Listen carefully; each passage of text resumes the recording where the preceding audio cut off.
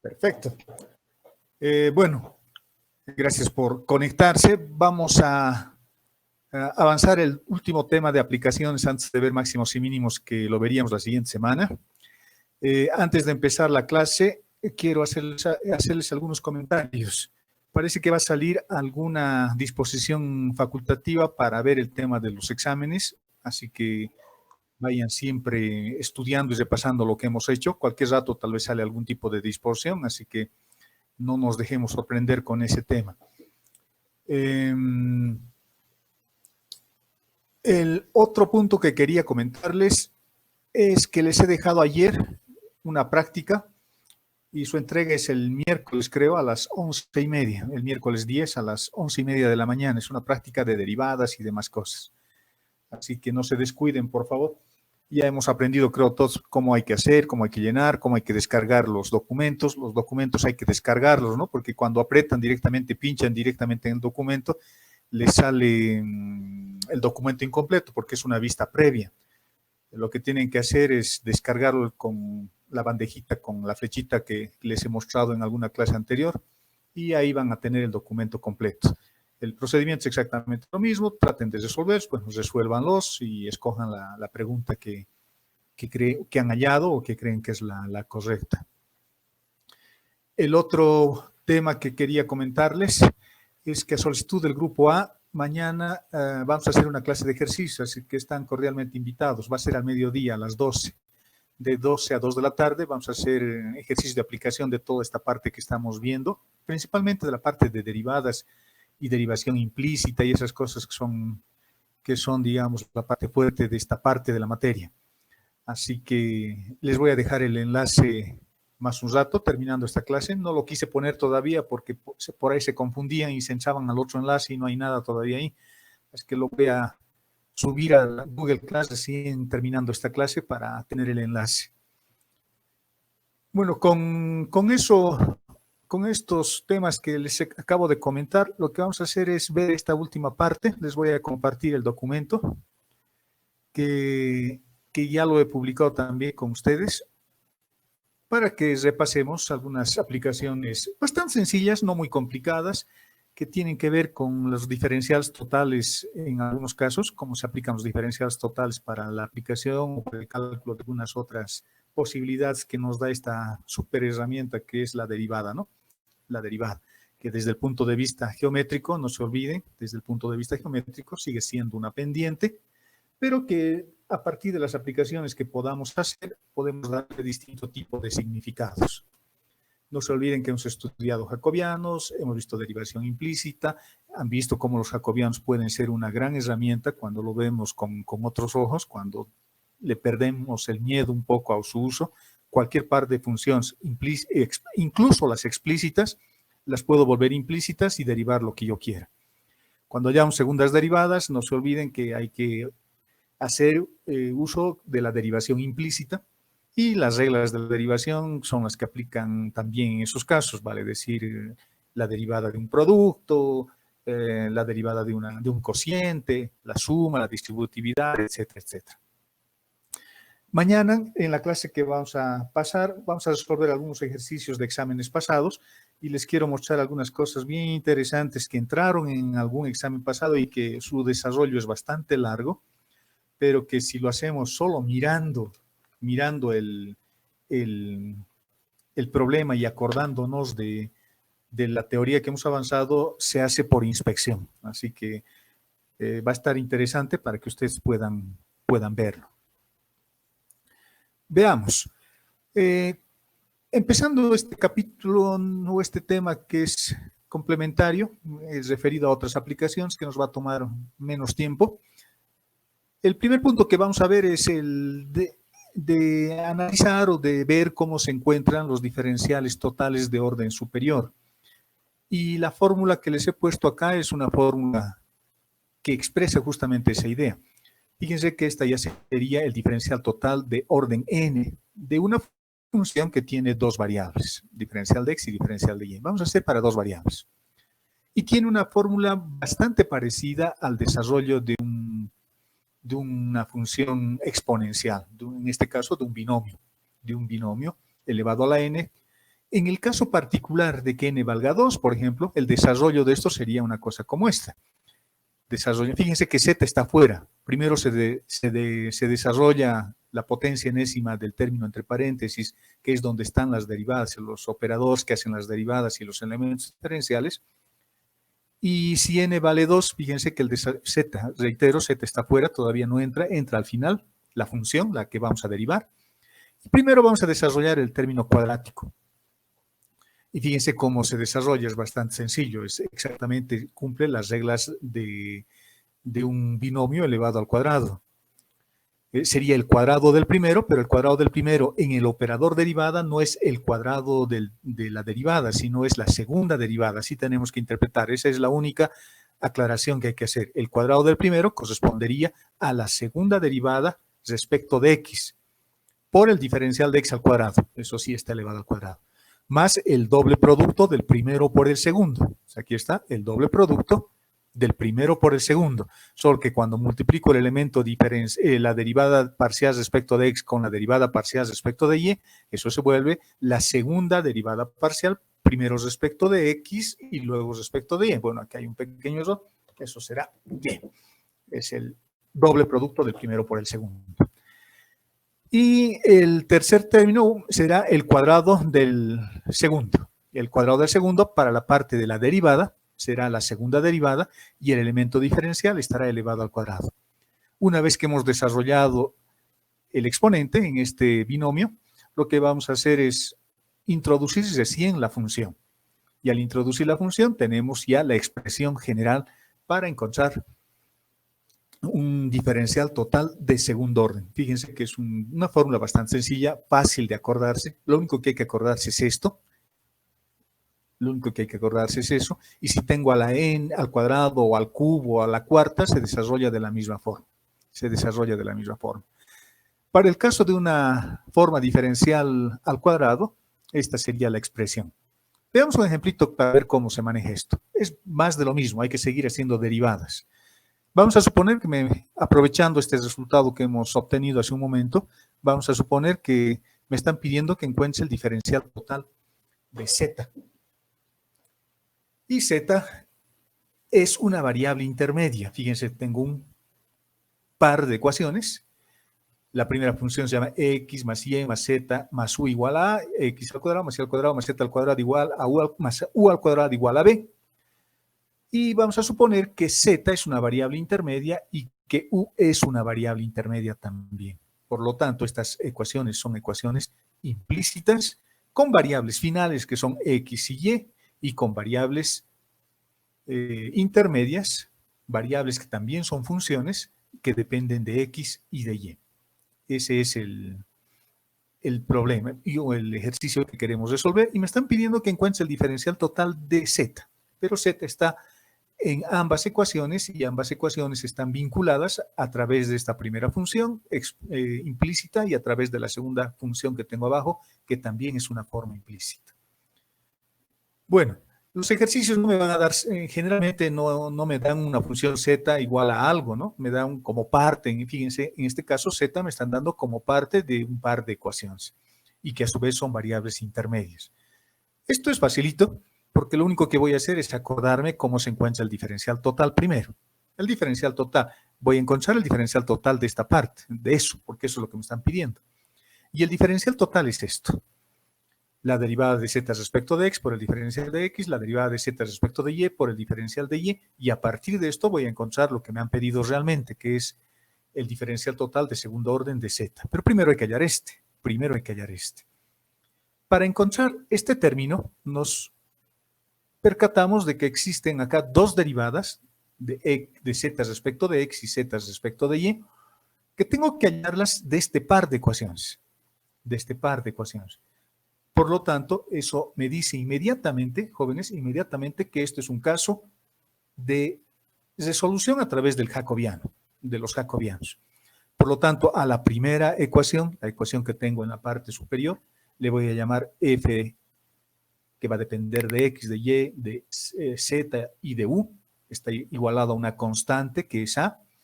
Y la segunda ecuación es una función que les vamos a llamar g, que también depende de x, de y, de z y de u. Y de este par de ecuaciones, como ya hemos identificado quiénes son nuestras variables intermedias, entonces la derivación va a ser bastante sencilla. Estoy usando jacobianos. Fíjense, no estoy usando la j de jacobiano, estoy usando esta otra forma que también representa jacobiano. Esto también es un jacobiano. A veces me gusta a mí más esta expresión que la otra, digamos, pero la otra hace mérito al descubridor, al desarrollador de esta forma de hacer derivación implícita, ¿no? Como tengo dos funciones que son f y g, las dos funciones se colocan, como hemos visto en una clase anterior, arriba y abajo de los jacobianos, en el jacobiano del numerador y en el jacobiano del denominador. Me fijo quiénes son mis variables intermedias y z y u son mis variables intermedias. Por lo tanto, z y u los ponemos abajo. Y por lo tanto, lo que hacemos es fijarnos qué cosa quiero encontrar. Quiero encontrar z respecto de x. Por lo tanto, en la columna de z coloco x y en la columna de u coloco 1 más porque u se está manteniendo como una constante.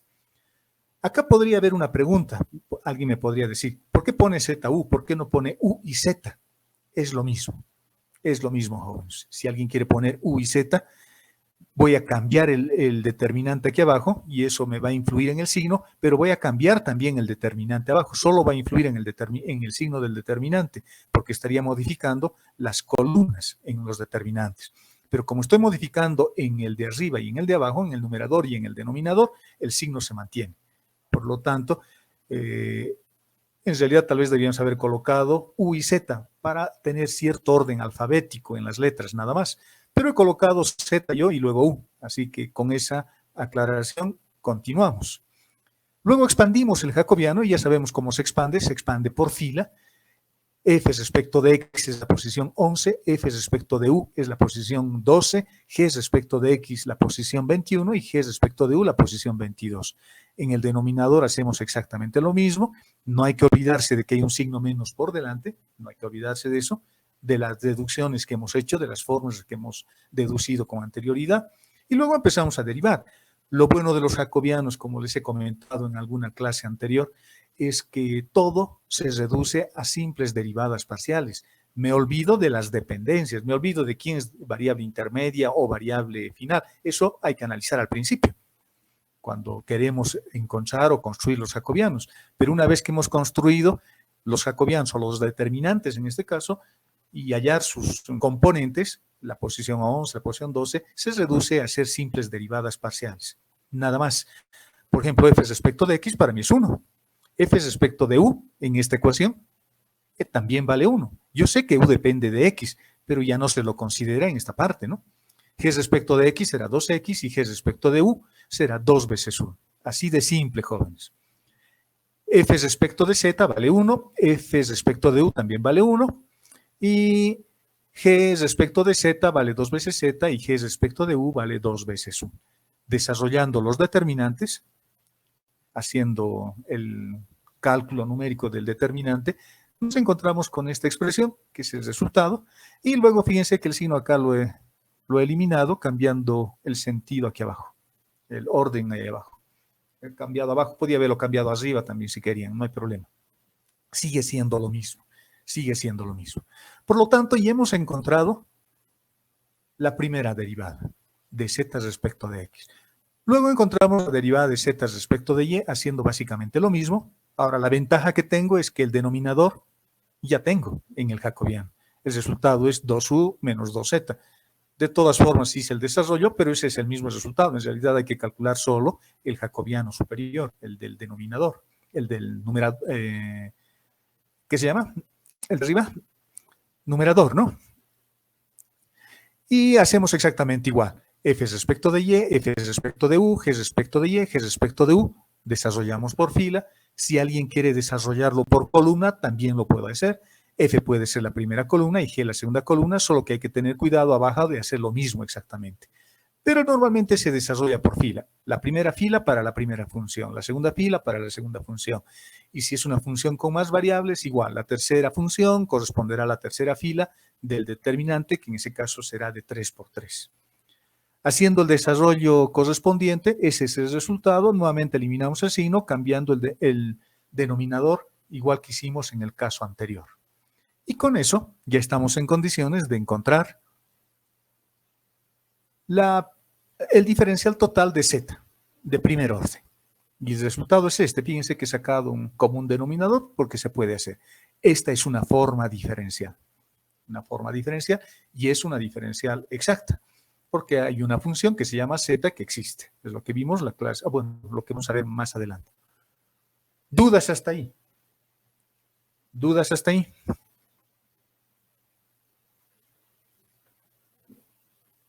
¿Todo está bien? Yo dije que la creación, por ejemplo, de intercambiar las variables. Si lo hago en un lado, tengo que hacerlo arriba igual, ¿verdad?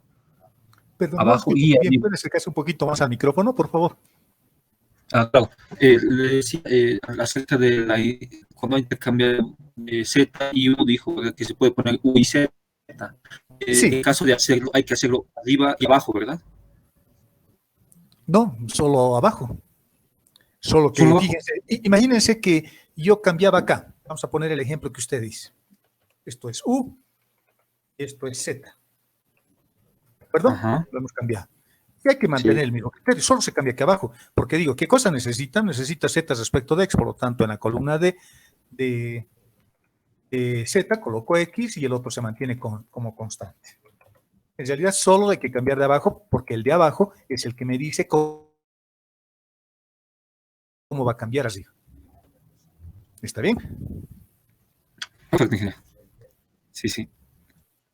Bueno, en realidad su aclaración está bien, hay que cambiar arriba y abajo, perfecto, hay que cambiar arriba y abajo, pero el que define cómo se cambia es el de abajo. Acá abajo cambio y siempre en la columna de la variable que estoy queriendo derivar es donde también se cambia arriba. Yo he puesto z primero abajo, por lo tanto x va acá. Si hubiese colocado z en este otro, en el lugar de u, entonces x iba acá y esto hubiese sido u. También hay que cambiar. Sí, en realidad está bien su observación. De acuerdo. Sigamos. Más dudas, jóvenes. Sí. Muchachos, no se preocupen, me pueden interrumpir. Solamente les voy a pedir que hablen un poquito fuerte a veces para acercarse al micrófono y ya está, les voy a aclarar la idea. Veamos, todavía no hemos terminado, pero el ejercicio, ¿no? Porque yo tengo que encontrar la segunda forma diferencial. Tengo que encontrar eso. Y para encontrar la segunda forma diferencial, hemos visto de que eso se puede calcular a partir de esta expresión que tiene una forma exponencial que se desarrolla igual que un polinomio. Y para el caso del diferencial total de segundo orden, la formulita es esa. Nos acordamos de esa formulita, lo volvemos a copiar acá para guiarnos simplemente. Y digo, ahora, necesito encontrar la segunda derivada de z respecto de x dos veces. Acá ya hemos encontrado las derivadas, ¿no? Hemos encontrado z respecto de x, hemos encontrado z respecto de y, que son estos, este y este. Entonces, empezamos, y además necesito una derivada cruzada. Necesito una derivada cruzada que también hay que hallar. Empecemos encontrando la segunda derivada de z respecto de x dos veces. Eso quiere decir que tengo que derivar respecto de x ambos lados de la ecuación, ¿no?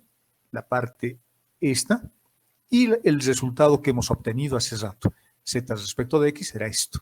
U menos y, z menos u. U menos y era. Y, sí, bueno, aquí puse x. O es x, perdón, nos fijaremos bien. Es x.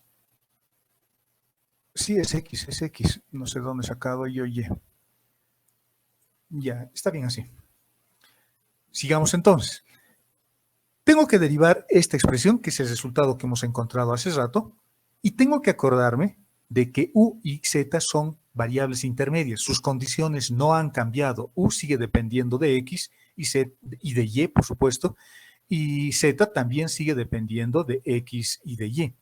Por lo tanto, cuando hagamos, tenemos que hacer derivación implícita. Y este es el paso detallado que les he puesto en el documento que les he compartido. Por ejemplo, yo quiero derivar todo esto respecto de x. Entonces, no tengo que olvidarme de que u depende de x y de y, z depende de x y también de y u depende de x y también de y aquí tengo un x que puedo derivar respecto de x.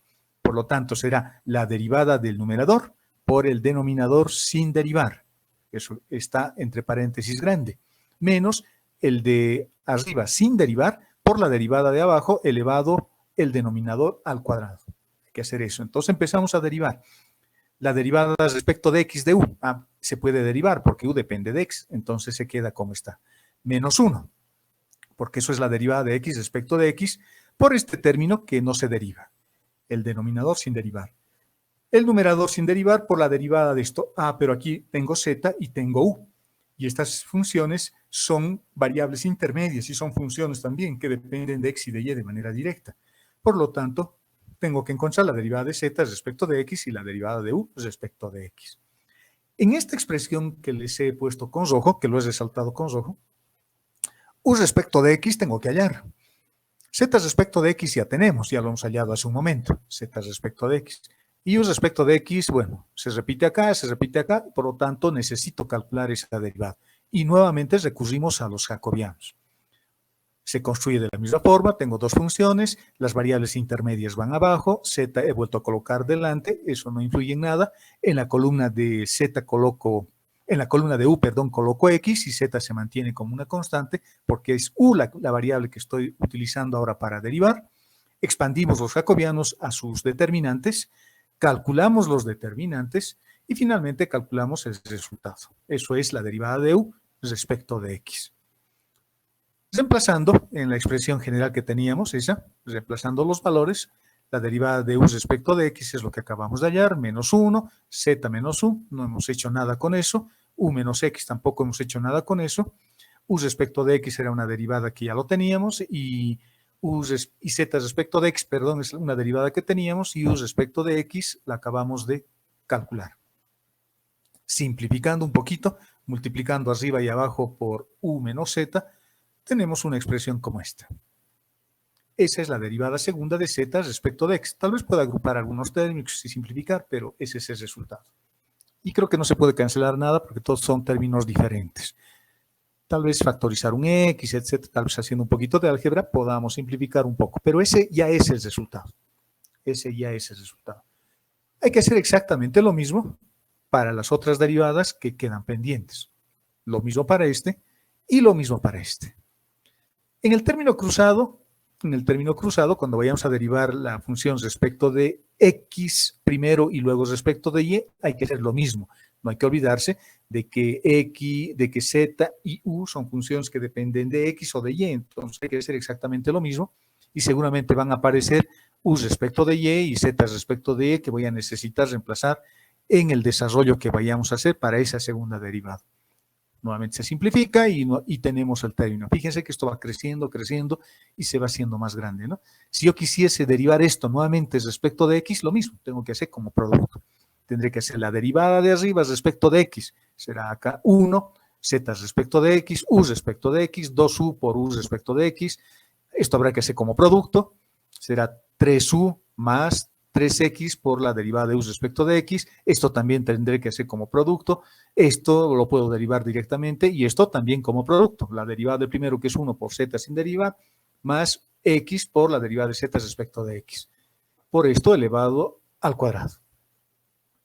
Entonces, fíjense cómo va a ir creciendo la expresión. Puede ir haciéndose cada vez más grande.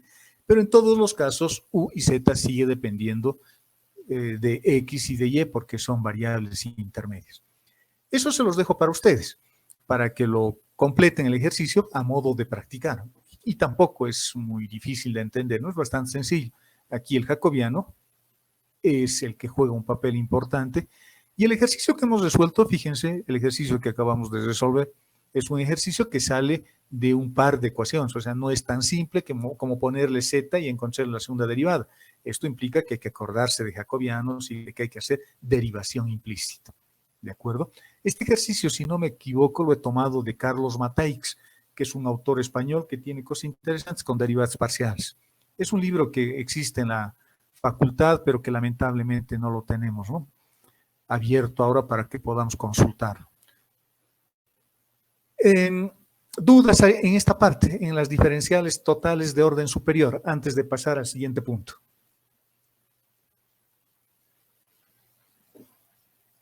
¿Nada? Bueno, sigamos al siguiente punto entonces. Veamos. Errores porcentuales. estimación de errores. El diferencial total también es una herramienta que me permite o que me podría permitir calcular una estimación o estimar mejor un error que estaría cometiendo cuando, por ejemplo, mido las longitudes de algún volumen, cuando mido alguna resistencia, como vamos a ver en el ejemplo de más adelante, cuando mido parámetros tiempo, como el tiempo, por ejemplo, y es una formulita bien sencilla. En realidad, esta que está resaltado con plomo, la fórmula, ¿no? Y cuando lo multiplico por 100, yo estaría calculando su error porcentual. Es el valor pequeño dividido entre el valor total de la función. Es como dar el examen. Yo en el examen me he sacado 80, pero el examen total valía 100. Entonces será 80 dividido entre 100, eso es 0,8, y si lo multiplico por 100 tendré 80%. Básicamente es lo mismo. Por lo tanto, cuando yo estimo errores, el diferencial total sigue siendo la herramienta que se utiliza. Sigue siendo. Veamos. En el ejemplo que vamos a tratar de resolver, o que lo vamos a ver. Vamos a suponer que estamos queriendo calcular un error que cometemos cuando calculamos la resistencia equivalente de un sistema cardiovascular. Y esto es bien interesante porque dice que en un sistema cardiovascular, la resistencia que se puede calcular cuando tengo dos venas en paralelo es similar a los circuitos eléctricos. Interesante, ¿no? El sistema cardiovascular humano es semejante a circuitos eléctricos conectados en serie y en paralelo. Por ejemplo, cuando fluye la sangre a través de dos resistencias vasculares en paralelo, entonces la resistencia equivalente del circuito es lo que seguramente ustedes también han debido ver o están viendo en física.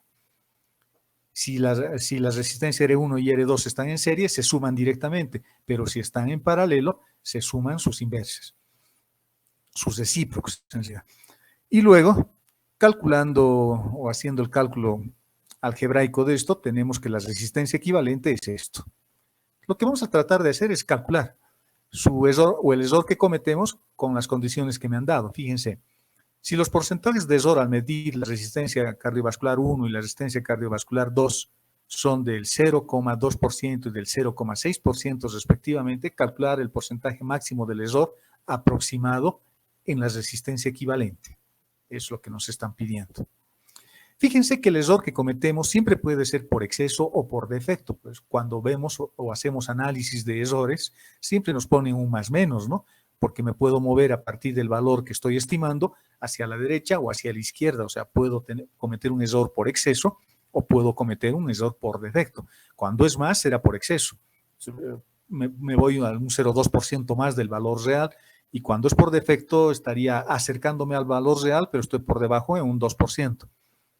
Y ese error que cometo no es el mismo. En este caso me están diciendo que el error que cometo es diferente en cada resistencia, por las condiciones de acceso, por muchos motivos, digamos, a cada una de estas resistencias cardiovasculares.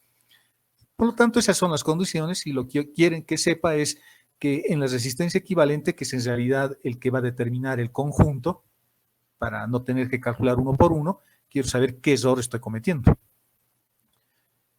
Bueno, el procedimiento es bastante sencillo, no es complicado, se trata más de derivadas, y si me lo dan en un par de funciones, por ejemplo, así como en este ejercicio que hemos resuelto, hay que hacer uso de jacobianos, no es nada complicado, jóvenes. En este caso, ¿no? Me han dado la resistencia equivalente de manera directa, esto es como decir Z que depende de X y de Y, solo que ahora ya no es Z, se llama resistencia equivalente, y tampoco tenemos X y Y, sino R1 y R2. Solo son nombres, solo son letras, ¿no?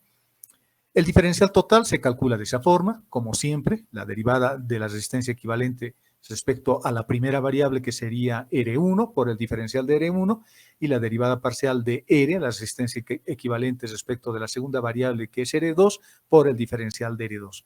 En la misma expresión de siempre. En cuanto a las derivadas, bueno, la primera derivada respecto de R1 será esto y la segunda derivada respecto de R2 es fácilmente calculable y sale exactamente eso. Sale exactamente eso. Habrá que hacer como cociente, una cosa así, ¿no? Acá, la derivada del de arriba por el de abajo sin derivar, menos, etcétera, etcétera. Todo el desarrollo que conocemos y simplificando obtenemos estos resultados. Por lo tanto, en nuestra formulita general del diferencial total, reemplazamos nuestros resultados y simplificamos un poquito. Fíjense que a partir de este resultado con rojo que tengo acá, puedo hacer dos cosas. Ya tengo el resultado, entonces puedo dividir ambos lados por R para tener el error que estaría cometiendo, es decir, R aquí abajo. Pero yo hice otra cosa, solo por diversión, digamos. Lo que hice fue tratar de despejar R de esta expresión, sin perder de vista de que eres esto, ¿no? Sin perder de vista que eres eso. R lo voy a poner acá para que nos acordemos. R es eso. Por lo tanto, voy a factorizar un R de esta expresión. Si factorizo un R y un R2, el R2 se queda. Un R2 se queda porque el otro R estoy factorizando. Tengo un R1 que no hay en esta expresión, por lo tanto lo paso a dividir aquí abajo, R1.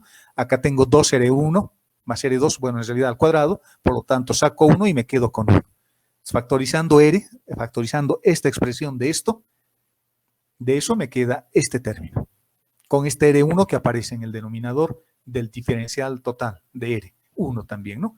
Hago exactamente lo mismo con el segundo término, y ya está, y tenemos una expresión donde tengo el radio despejado. ¿Por qué hice eso? Porque este valor de radio ahora lo voy a pasar a dividir al otro lado y ya tengo el error que estoy cometiendo. Este error todavía no es un error porcentual, es un error simplemente en decimales. Y este es el resultado. Ahí termina todo el ejercicio, porque no me han dado el valor de R1 y R2. Sin embargo, podría ser alguna estimación todavía. Un elemento que tienen que considerar o que hay que tener cuidado en este caso es de que los errores siempre se suman, nunca se restan. Fíjense que me han dado más menos 2 y más menos 6. El menos hay que eliminarlo, los errores siempre hay que sumarlos. O sea, se calcula para el caso peor. Y si yo comparo este término entre este término, yo creo que este término es más grande que este otro. Ambos están divididos entre R1 más R2. R2 y R1 van a ser comparables, tal vez no sean iguales, pero van a ser comparables, por lo tanto este término va a ser más grande que este otro. Por lo tanto, el error que voy a cometer prácticamente va a ser este, 0,06. Es el error máximo que voy a cometer, que lo estoy tomando del error máximo, pero estoy estimando, ¿no? Simplemente, si me diesen R1 y R2, el resultado lo obtendríamos con certeza, ese es el error, diríamos, ¿no? Pero si no me dan, o me quedo así o tomo el valor más alto, es decir, bueno, este es muy probable de que sea el error más grande que cometo, va a ser muy próximo a 0,06. Es una estimación simplemente. Por eso es que les puse ahí como 0,06, pero es porque simplemente es una estimación. Si lo dejan aquí el ejercicio, digamos, en alguna pregunta de un examen, es válido también, porque este es el resultado que obtendríamos al encontrar la estimación del error que estamos calculando en la resistencia equivalente cardiovascular, a partir del error que cometemos en cada una de las ramas de ese circuito en paralelo. ¿De acuerdo, jóvenes? No es muy complicado, no puedo hacer cualquier cosa. Acá puedo calcular el error que cometo en un volumen de un cono, de una esfera, del perímetro de un rectángulo, de un triángulo, etcétera, etcétera. Siempre es lo mismo, o en algún ejemplito de aplicación. Hay que identificar la función, encontrar su diferencial total y dividir entre el valor de la función. En este caso, todo lo dividido entre R y sale esta expresión. Fíjense como un ejemplito propuesto para que ustedes puedan practicar y reforzar, digamos, la idea es este ejemplo que tenemos a continuación, que es un ejercicio propuesto. La caja o una caja tiene una altura, dice, de H unidades y tiene una base cuadrada cuyos lados tienen una longitud igual a B. Si se comete un error del 2% al medir la base y el 3% al medir la altura, estimar el error que se comete al calcular el volumen. Es básicamente lo mismo, ¿no? Básicamente lo mismo. De cómo se calcula, en este caso la formulita ya no va a ser de la resistencia equivalente que hemos visto hace un momento, ahora la fórmula corresponderá a la fórmula del volumen de un paralelepípedo que tiene una altura h y una base cuadrada del lado b. Entonces será b al cuadrado por h. Es una ecuación bastante sencilla, digamos, donde yo voy a poder nuevamente estimar el error que estaría cometiendo al tener una medición, un error del 2% y del 3% respectivamente cuando uno mide la base y la altura. Siempre, fíjense, estos términos tienen que calcular, porque esos son los errores, tienen que encontrar estos términos, porque estos son los errores que yo cometo, en este caso, en las resistencias. cardiovasculares de nuestro sistema circulatorio. En el otro ejemplo tendré que encontrar una relación de la altura, el diferencial de la altura sobre la altura, y en el otro lado tendré que tener el diferencial de la base sobre la base, para que yo pueda reemplazar estos valores del 2 y del 3% que nos están dando. Y el resultado pues, es muy probable que lo calculemos también así, porque no me han dado ni las dimensiones de la altura, ni las dimensiones que se supone que tiene la base. ¿De acuerdo? ¿Dudas hasta ahí?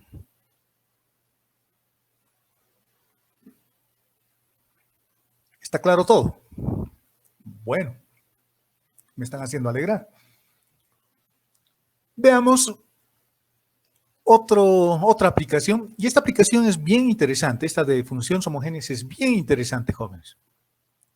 Mañana vamos a hacer un ejercicio donde vamos a aplicar estas funciones homogéneas, y no todos los colegas que enseñamos lo vemos en la forma que les voy a enseñar mañana algunos ejercicios, lo vemos de otra forma. Y la forma que yo les voy a mostrar les va a sorprender por lo fácil que se pueden resolver algunos ejercicios utilizando el concepto de funciones homogéneas. Entonces, hay a veces más cosas debajo del cielo que las que uno percibe en principio. Uno se aferra a hacer lo que me dicen, pero viendo y teniendo claro el concepto de lo que es una función homogénea en este caso, yo puedo resolver los ejercicios de una manera, incluso por inspección, mirando solo un ejercicio. Y de eso se trata la matemática, ¿no? Uno avanza teoría porque me dan herramientas para que yo calcule. No se trata solo de derivar y a lo loco, se trata también de aplicar teoría. Vamos a ser ingenieros, nosotros no vamos a ser matemáticos. O sea, si alguien les dice, yo soy el mejor matemático, ustedes díganle, yo soy el mejor ingeniero. En realidad ustedes van a ser ingenieros no matemáticos, igual que yo. Y los ingenieros siempre buscamos soluciones interesantes a los problemas, ¿no? Veamos, la función homogénea no es un tema nuevo, es un tema que ya lo han visto incluso en el prefacultativo, solo que en esta parte les voy a mostrar un teorema, el teorema de Euler y su corolario, que es la parte interesante, digamos, de esto. Pero empecemos con una definición formal de lo que es una función homogénea. Aquí está la definición, no lo voy a volver a leer, lo pueden hacer ustedes, pero esa definición se traduce en esta ecuación que está con rojo. Me dice, yo tengo una función f de x y y esta función vamos a suponer que depende de x y depende de y. Eso se llama la función f de x y.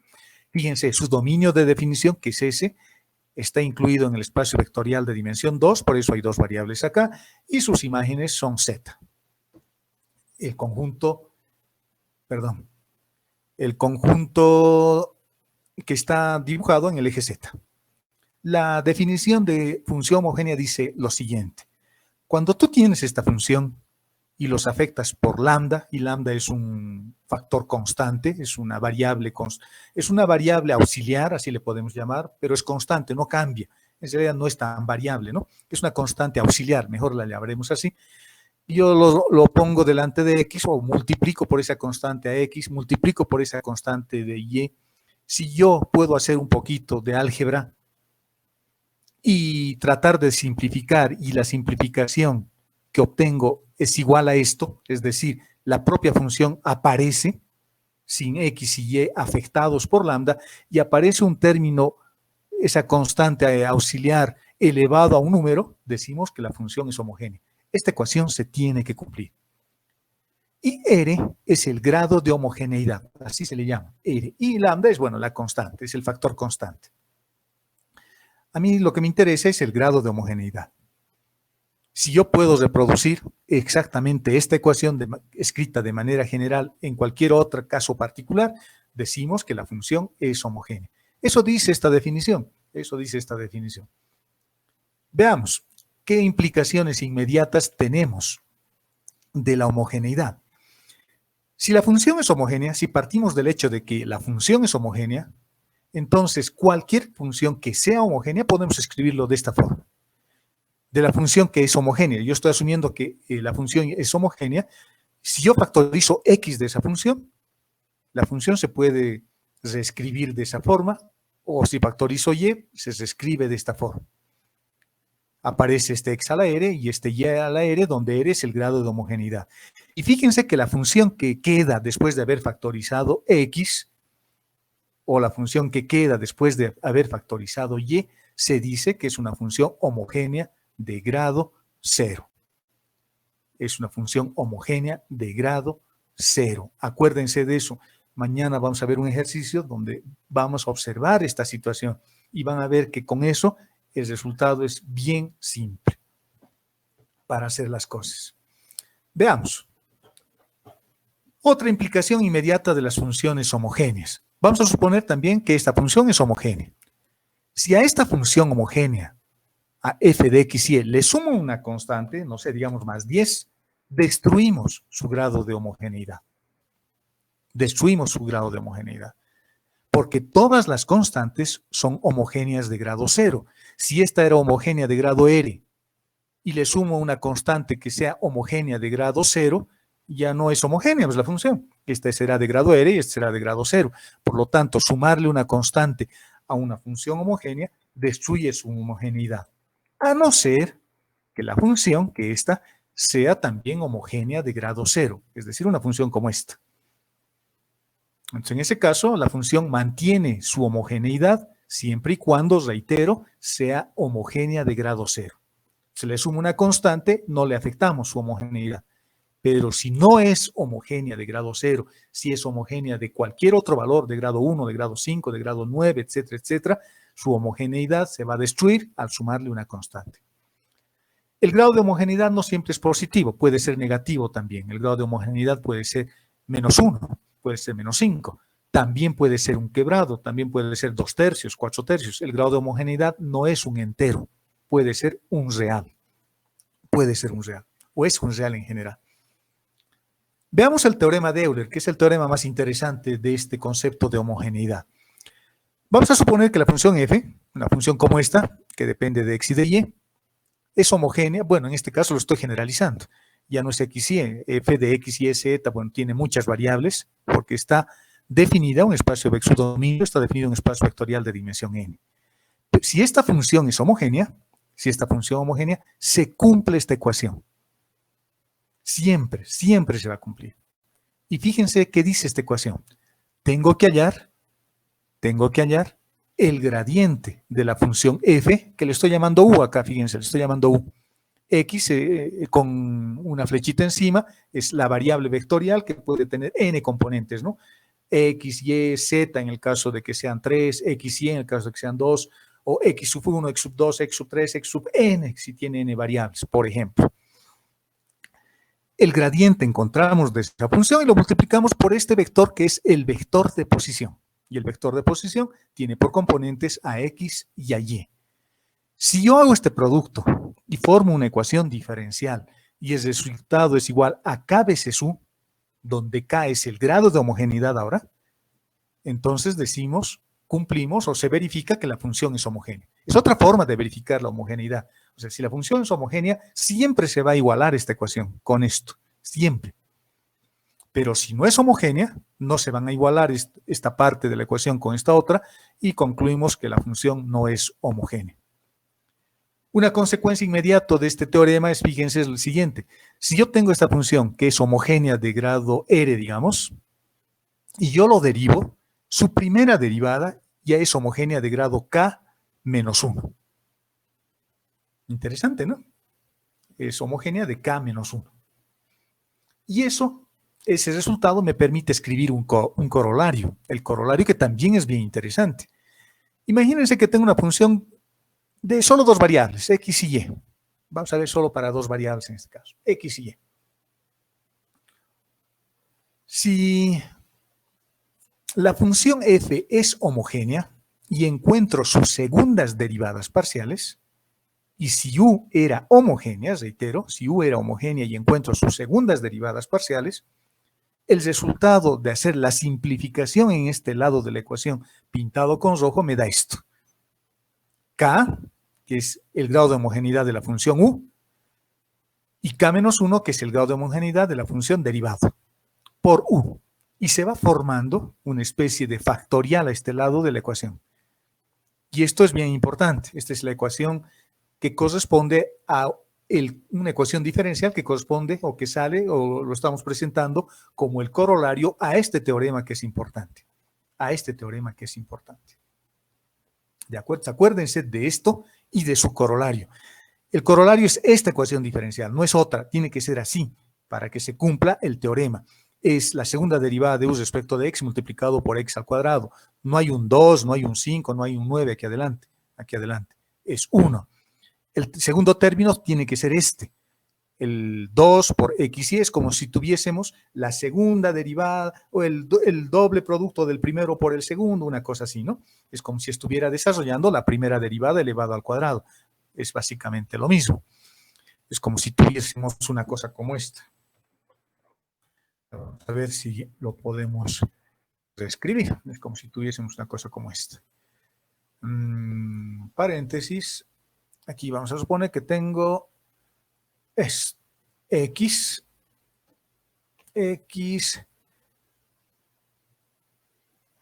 por la derivada de z respecto de x más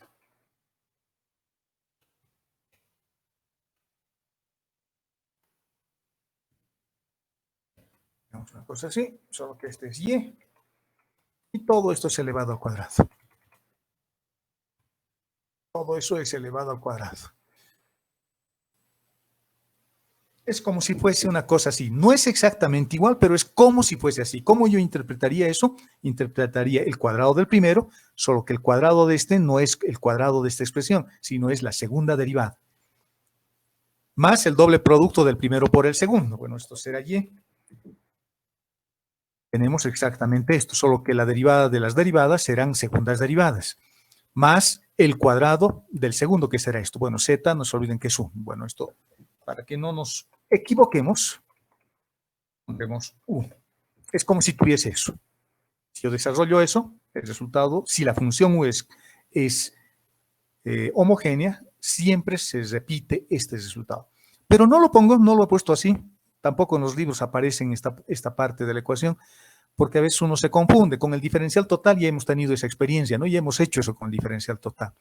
Fíjense, este término es el término al cuadrado significa segunda derivada, en realidad no es esto elevado al cuadrado, es segunda derivada, acá es exactamente lo mismo. No es la derivada de u respecto de x al cuadrado, es la segunda derivada de u respecto de x al cuadrado, esta parte. Entonces, eso es el cuidado que hay que tener, digamos. Lo vamos a borrar de todas formas, para que no nos confundamos. No nos confundamos. Este es el corolario, y esta es la estructura de la ecuación, no es otra, esta es la ecuación. Simplificado, debería darme esto. Veamos algunos ejemplos. Vamos a suponer que tengo esta función. Una función que tiene dos variables, z igual a una función que depende de x y de y. Vamos a hacer uso de la definición formal. No vamos a usar el corolario, voy a usar la definición formal. Y donde tenga x, multiplicaré por este factor multiplicador, lambda, y donde tenga y, también lo mismo. Por lo tanto, si esta es la ecuación, vamos a hacer eso. X está afectado por lambda, y también lo mismo, y por lo tanto tenemos estas expresiones. Reemplazando x y y por este nuevo par de variables, ¿no? Una constante lambda y la variable x y y respectivamente. Por las propiedades que tenemos de exponentes con la misma base, los podemos sumar. Aquí tengo lambda al cuadrado, aquí tengo lambda. Por lo tanto, puedo sacar un lambda al cubo. Abajo también tengo lo mismo, tengo lambda al cubo. Fíjense que el término entre paréntesis es el que queda después de haber factorizado lambda y este es el que queda después de haber factorizado lambda. Por lo tanto, puedo cancelar los lambdas y aparece esto. Entonces, ¿qué concluyo? ¿Ha desaparecido lambda? No, no ha desaparecido lambda. Lambda está elevado al 0, a la 0. Por lo tanto, esta función es homogénea de grado 0. Por lo tanto, a esta función sí le puedo sumar 10, por ejemplo, o 20 o cualquier valor a esta función. Podemos sumarle, no sé, el número que queramos, digamos, cualquier constante, más a, digamos, cualquier constante, y esta función sigue siendo homogénea, porque esto es homogénea de grado 0 y esto también es homogénea de grado 0. Por lo tanto, no estamos afectando su homogeneidad. No estamos afectando su homogeneidad. En este caso. ¿De acuerdo? Es como si este lambda que tuviésemos aquí abajo en el denominador lo subiésemos arriba y tendríamos menos 3. Por lo tanto, y este lambda ya ha subido aquí arriba, ya no hubiese un lambda aquí abajo, se cancela ese, y tuviera lambda a la 0. En realidad es como si estuviésemos haciendo eso. ¿De acuerdo? Por lo tanto, esta función es homogénea de grado 0. Veamos otro ejemplo. Digamos esta. Ahora tengo una función logarítmica. Teniendo la función logarítmica y haciendo uso también de la definición, vamos a hacer básicamente lo mismo. A x lo vamos a multiplicar por esta constante lambda, a y lo mismo, lo propio en el numerador y en el denominador. En este caso hay un lambda al cubo que puedo factorizar en el denominador y un lambda al cuadrado que puedo factorizar en el numerador. Me queda un lambda en el denominador. Por propiedades de logaritmos puedo obtener esto. Y esto por propiedades de logaritmos también puedo expresarlo de esta forma. O tenerlo como lambda a la menos 1. Y el signo menos desaparecería usando la propiedad del sombrero, ¿no?, de los logaritmos. Por lo tanto, si yo veo esta expresión, no es como dice que tiene que ser la definición, no es esto. No es lambda a la r multiplicado al grado de homogeneidad multiplicado por la función. Y lambda está suelto, está fuera, no está dentro de alguna función, no es el argumento de una función logaritmo o de una función senoidal, no hay nada de eso. Por lo tanto, yo concluyo de que esta función no está cumpliendo con la definición de homogeneidad, por lo tanto no es homogénea. Porque si bien aparece un lambda acá, elevado a la menos 1, ese lambda no se está multiplicando con este término y no está suelto, no está solo. Por lo tanto, esta función logaritmo no es homogénea. La función importante, logaritmo, no es homogénea. ¿De acuerdo? Veamos otro, más interesante. Quiero analizar si esta función es homogénea y quiero ver cuál es su grado de homogeneidad. Ahora voy a usar el teorema de Euler. El teorema de Euler es este. El teorema de Euler, o como dicen los alemanes, el teorema de Euler. EU se lee como hoy en alemán, o se pronuncia como hoy.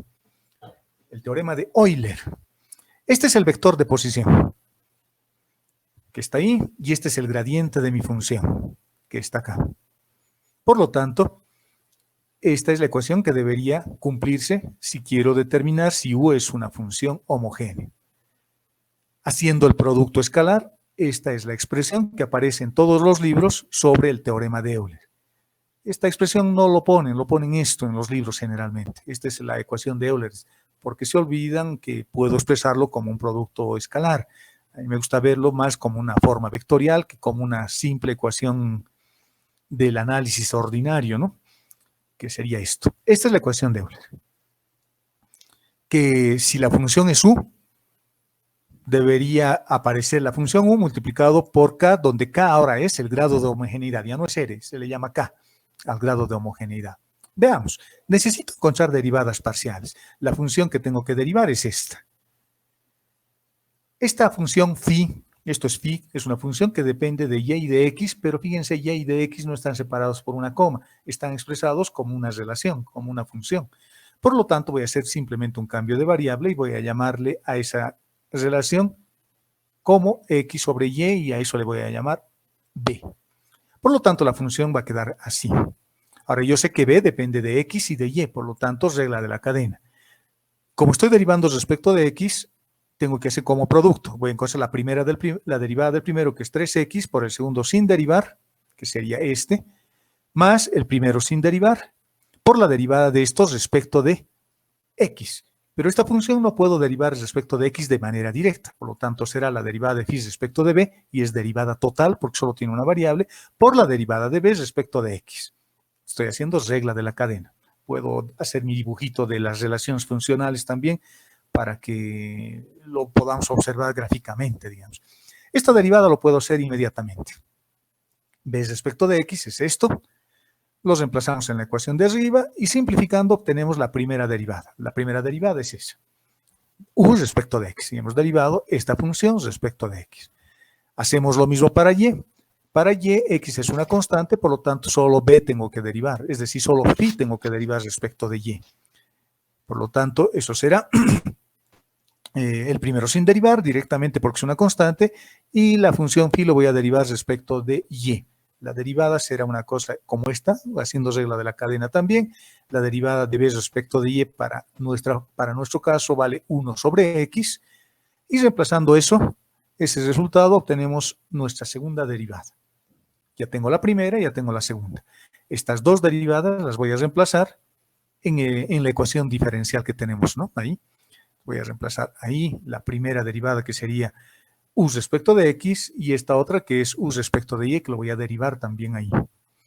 O que ya teníamos, lo voy a reemplazar en realidad, porque ya lo teníamos derivado. Agrupando y haciendo las operaciones que corresponden, por ejemplo, fíjense que aparece un x al cubo, aquí va a aparecer un x al cuadrado y, acá va a aparecer un x al cuadrado y, por el diferencial de b, este término, la derivada de b respecto de phi respecto de b, se queda así como está, no puedo hacer nada, es una idea, un concepto el que tengo ahí, solo es una definición, solamente me está diciendo que b depende de b, aunque no me da su ecuación de dependencia. Simplificando un poquito, fíjense que estos dos términos que están con rojos los puedo cancelar, y el resultado final que me queda es esto. Se está cumpliendo el teorema de Euler, porque aparece toda la función, pero en este caso multiplicado por 3. O sea, es 3 veces la función. En este caso dice k veces la función, en este caso k vale 3. Por lo tanto, como se repite la función, aquí se repite la función, esa parte es la propia función, es la función que me han dado, que analice su homogeneidad, y aparece un 3, que sería el grado de homogeneidad de nuestra función. Por lo tanto, podemos concluir que esta función es homogénea de grado 3. Sencillo, ese es el teorema de Euler, y lo hemos hecho con derivación implícita también. Ahora nos vamos a acordar un poquito del prefacultativo. En el prefacultativo han hecho también esto, y yo sé porque alguna vez he dado el prefacultativo hasta que me ha aburrido, porque siempre era lo mismo, no había cosas interesantes, no había espacios vectoriales que a mí me gustan. En el prefacultativo nos han enseñado a determinar la homogeneidad de una función en funciones polinómicas, sumando o viendo el grado absoluto de cada polinomio, ¿no? Por ejemplo, el grado absoluto de esta parte, de este monomio, es 3, el grado absoluto del segundo monomio es 3 también, el grado absoluto de este monomio es 3, y el grado absoluto de este monomio es 3, por lo tanto es homogénea de grado 3. Así hacíamos en el prefacultativo. Este monomio tiene un grado 2, este monomio tiene un grado 3, porque lo único que tengo que hacer es sumar los exponentes. Aquí tengo un 2 y este tiene un 1, por lo tanto es 3. Este monomio tiene grado absoluto 3 y este monomio tiene grado absoluto 0, el término independiente. Por lo tanto, no es homogénea porque no son iguales. Y en este otro caso, fíjense, hasta ahí tengo una función que es homogénea de grado 3. 2 más 1, 3, 1 más 2, 3, 3. Por lo tanto, es homogénea de grado 3, pero le hemos sumado una constante, el 10. Con eso hemos destruido su grado de homogeneidad. ¿De acuerdo? Hemos destruido su grado de homogeneidad. Fíjense que podría ocurrir esto también, miren. En lugar de tener 10, podríamos tener, por ejemplo, una cosa como esta. Vamos a insertar una ecuación. Podríamos tener eso. Sin los delta, por supuesto. ¿Qué dicen? ¿Esa función es homogénea o no?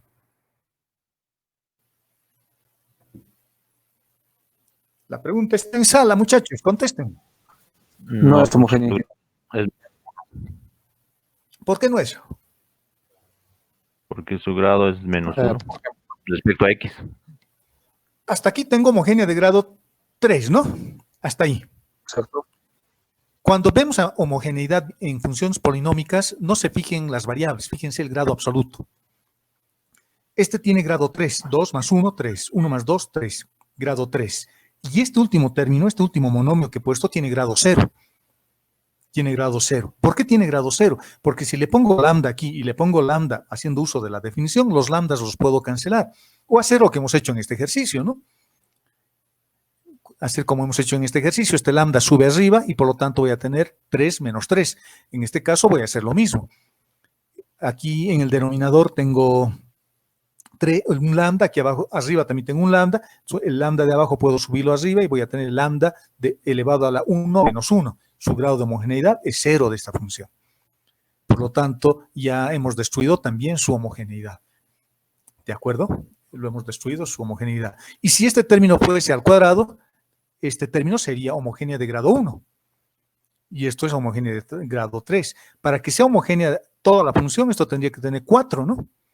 Y a la cuarta, con el y que tengo aquí suelto, con el x que tengo aquí suelto, al ver el término lambda, el factor multiplicativo lambda, esto va a ser 3 también, porque voy a poder estar 4 menos 1, 3. Entonces hay que tener cuidado con eso. Bueno, eso es prefacultativo, tampoco es tan complicado. ¿De acuerdo? En este lugar, en esta parte que estamos estudiando, acuérdense del teorema de Euler y acuérdense de su corolario, porque puede ser una herramienta bien importante al momento de encontrar derivadas parciales o en el momento de simplificar expresiones con derivadas. ¿De acuerdo? Es la parte más interesante en el teorema de Euler, porque el otro es simplemente hacer cumplir la definición y ya está para determinar la homogeneidad de una función, pero el teorema me puede dar una herramienta bien poderosa más adelante. Acuérdense de eso. Y el último tema para terminar esto que estamos viendo es el relativo a las diferenciales exactas o diferenciales totales. Esto lo hemos visto hace una clase, 2 clases atrás, creo, estas formas diferenciales, y les dije que lo íbamos a repasar más adelante. Bueno, este es el momento ahora. Imagínense que me han dado una forma diferencial como esta, una forma diferencial. Y me están pidiendo o me preguntan si la forma diferencial que me han dado es una diferencial exacta, o en otras palabras, si es un diferencial total. Imagínense que yo tengo una forma como esta para que se entienda mejor. Vamos a introducir una ecuación, digamos, x al cuadrado por y, por el diferencial de y, o de x, perdón, más x y z por el diferencial de y, más, hacer alguna otra cosa más interesante, digamos, una cosa como esta, me pone sobre x al cuadrado, por ejemplo, para hacerlo más largo, digamos, diferencial de z. Me dan una forma como esta. Esta es una forma diferencial. Esta es una forma diferencial. Porque hay diferencial de x, diferencial de y y diferencial de z. Y hay unos términos, como este, por ejemplo, que se llamaría p. Que se llamaría p. O este otro, con el x incluido, que sería q. Y este que sería r. Me dan una cosa como esta y me dicen, ¿será una diferencial total? Eso me están preguntando. ¿Será una diferencial total? ¿Habrá alguna función phi, alguna función w que depende de x, de y y de z, que al hallar su diferencial total me dé esto? Eso me están preguntando. Esa es la pregunta. ¿Esto será una diferencial exacta? Si la diferencial es exacta, entonces tiene que ser un diferencial total. Tiene que haber una función que no conozco, phi, w, lo que ustedes quieran, que al hallar su diferencial total, que al hallar w respecto de x me dé esto, que al hallar la derivada de w respecto de y me dé esto, y que al hallar la derivada de w respecto de z me dé eso. O en otras palabras, que estos términos pintados con rojo sean las componentes del gradiente. Y ese gradiente lo hemos obtenido de una función que depende de x, de y y de z, que se llama, no sé, lo que quieran, phi, por ejemplo, o w, o lo que ustedes quieran. Ese es el problema acá. Me dan una forma diferencial, ya me han dado una forma diferencial, y me están preguntando si esa es una diferencial exacta o diferencial total. Esa es la pregunta que me están haciendo. ¿De acuerdo? Y eso es exactamente lo que he colocado a continuación. Si fuese una diferencial total, o lo que es lo mismo, si fuese una diferencial exacta, entonces seguramente debe haber una función phi. Debe haber una función phi. que al derivar respecto de x, al derivar respecto de y y al derivar respecto de z, me den p, me den q y me den r. ¿De acuerdo? ¿Cómo se determina eso? ¿Cómo yo sé que esta forma diferencial es una diferencial exacta o un diferencial total? Eso se verifica o se ve o se observa verificando las condiciones de isrotacionalidad del gradiente, así se llama. Y eso es bien sencillito, no es nada complicado, es un procedimiento. Es como ir a una fiesta de ingeniería y bailar todos contra todos, así. Agarro P y lo derivo respecto de Y. Y luego agarro Q y lo derivo respecto de X. Y veo si son iguales. P respecto de Y debería ser igual a Q respecto de X. P respecto de Y debería ser igual a Q respecto de X. Pero hay más parejas para bailar en el baile. P podría derivarse respecto de Z. Y R podría derivarse respecto de X. Y han cambiado de pareja también. Y existe una tercera posibilidad más. Que Q se derive respecto de Z y que R se derive respecto de Y. Y si estas tres ecuaciones diferenciales se cumplen, entonces decimos que sí, que esto es una diferencial exacta. Y por lo tanto, esto lo puedo reescribir como esto. Cuando se cumplen estas ecuaciones que he puesto aquí, que son tres, cuando se cumplen estas ecuaciones que son tres, básicamente son tres, no hay más, cuando se cumplen estas ecuaciones, estamos comprobando una cosa bien interesante, porque en realidad estaríamos comprobando esto, ¿no? Que la segunda derivada de phi respecto de y va a ser igual a la segunda derivada de phi respecto de x. Cruzados, en realidad, primero respecto de x, luego respecto de y luego primero respecto de y luego respecto de x. Eso sería la primera ecuación. La segunda ecuación estaríamos verificando que la segunda derivada de phi primero respecto de x y luego respecto de z es igual a la segunda derivada de phi primero respecto de z y luego respecto de x. Estaríamos verificando un teorema que hemos visto hace tiempo que es bien importante. Las derivadas cruzadas son iguales. Y acá hay tres derivadas cruzadas que deberían ser iguales. Y a eso se le llama las condiciones de isrotacionalidad. Y fíjense, este término y este término serían las componentes del vector gradiente de la función phi. Entonces, el gradiente, con estas tres ecuaciones que he escrito aquí, estamos demostrando que es isrotacional. Estamos demostrando que el gradiente es isrotacional.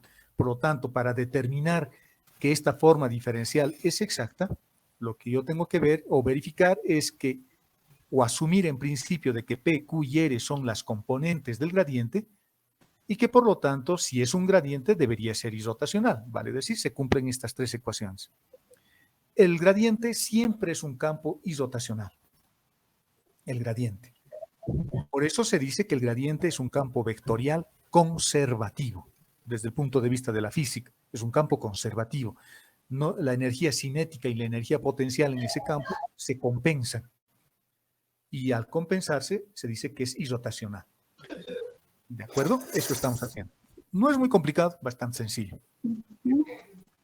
¿Dudas hasta ahí?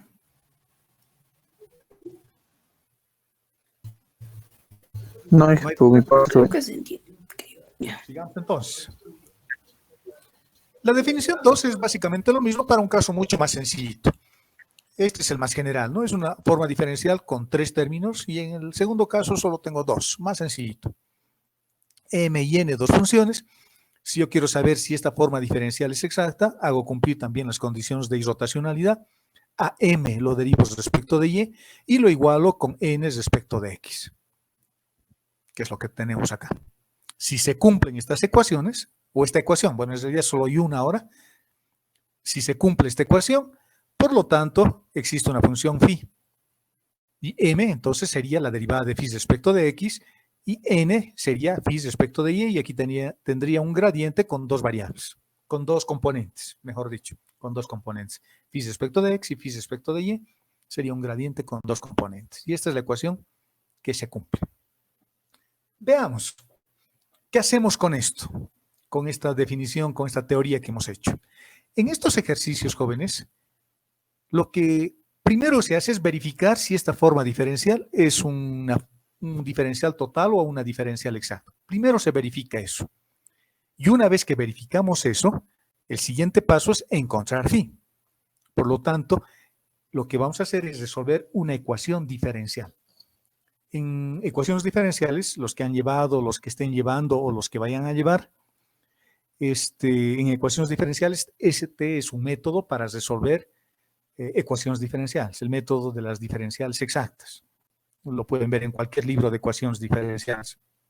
Es más, ahí pueden encontrar ejercicios para practicar esta parte. Entonces, aquí lo que vamos a hacer es hacer una aproximación bastante sencilla de esa parte. Lo van a ver con más detenimiento, analizando condiciones iniciales y todo en ecuaciones diferenciales. No, acá simplemente quiero encontrar phi. En realidad, mi solución va a ser una familia de soluciones. Veamos cómo se hace eso. Entonces, ya tengo la tarea que tengo que hacer. Me dan una forma diferencial. Fíjense, me han dado una forma diferencial. Una forma diferencial de este tipo. Porque solo hay dos variables, x y y tengo un m y tengo un n. Para mí m sería esto, ¿no? Hasta ahí y hasta aquí sería n. Diferencial de x, diferencial de y, que serían nuestras variables diferenciales. Los voy a poner con negro para decir, bueno, eso no me interesa mucho, me interesa más identificar quién es m y quién es n. Lo primero que tengo que hacer es verificar si las derivadas cruzadas se igualan. Por lo tanto, lo que voy a hacer es agarrar esto, voy a agarrar esa ecuación que estaba pintado con azul y lo voy a derivar respecto de y que estaba pintado con rojo. Estoy haciendo las derivadas cruzadas. Esto respecto de esto y esto respecto de esto. Arriba lo mismo. Esto estaba pintado con azul y lo tengo que derivar respecto de x que estaba, bueno, al revés, ¿no? En realidad. Esto estaba pintado con rojo. Sí, estoy metiendo la pata. Las 4. Bueno, estoy jugando en realidad. Así sería.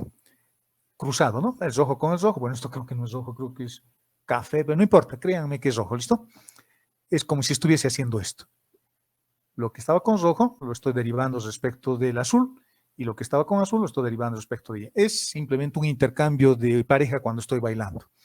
Estaba bailando antes con el diferencial de x y la otra pareja estaba bailando con el diferencial de y luego hemos intercambiado parejas para bailar, aro a aro, y hemos brindado más encima. Y por lo tanto, si se cumplen estas derivadas parciales, es una diferencial exacta. Veamos. ¿Quién es m? M es todo esto. ¿Quién es n? N es todo esto. Los estamos identificando ahí. Empezamos a derivar. Derivamos m, que es la ecuación que tengo ahí arriba. M lo vamos a derivar respecto de y, porque eso es lo que tenemos que hacer. Respecto de y, bueno, esto sí se puede derivar, el primer término, y respecto de y lo tengo que derivar como un producto. Aquí está su derivado. Luego agarramos n y lo derivamos respecto de x. Era esto nuestra expresión. Bueno, este primer término tiene x, por lo tanto su derivada será 2e a la y simplemente, y luego tengo todo este término y lo voy a derivar respecto de x. 2y es una constante, no se deriva, pero aquí tengo x y aquí tengo x. Por lo tanto, haciendo esa derivada solamente del segundo término, porque es una constante, el tercer término, observamos de que obtenemos el mismo resultado. El primer término es igual al segundo. Se está cumpliendo, por lo tanto, las condiciones de isrotacional, las derivadas de isrotacionalidad. Las derivadas cruzadas son iguales. Por lo tanto, la primera conclusión que obtengo es la forma diferencial es exacta. Por lo tanto, hay una función de la cual procede esta forma diferencial. Hay una función escalar de la cual procede la forma diferencial. Acuérdense, por ejemplo, de la resistencia cardiovascular que hemos visto. Había una función que se llamaba R y su forma diferencial seguramente es una diferencial exacta. Si yo hago las derivadas cruzadas, con seguridad de que se van a cumplir, se van a igualar en ese ejemplito. ¿Por qué se tienen que cumplir? Porque había un R. Había un R que era R1 por R2 dividido entre R1 más R2. Había una función R. Acá no conozco esa función R, esa función de la cual procede esta forma diferencial. No conozco, pero sí sé que existe. ¿Cómo yo sé que existe? Porque se han verificado las condiciones de isrotacionales. Se ha verificado que estas dos derivadas son iguales, las cruzadas. M respecto de y n respecto de x. ¿De acuerdo? Hasta ahí vamos por buen camino. Entonces, mi conclusión es, existe esta función.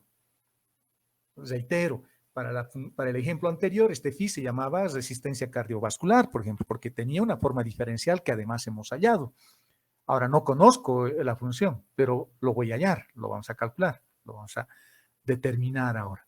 Ahora ya estoy seguro, esto se ha cumplido, por lo tanto, esta forma diferencial es exacta. Si esto no se cumplía, imagínense que no se cumple, no son iguales.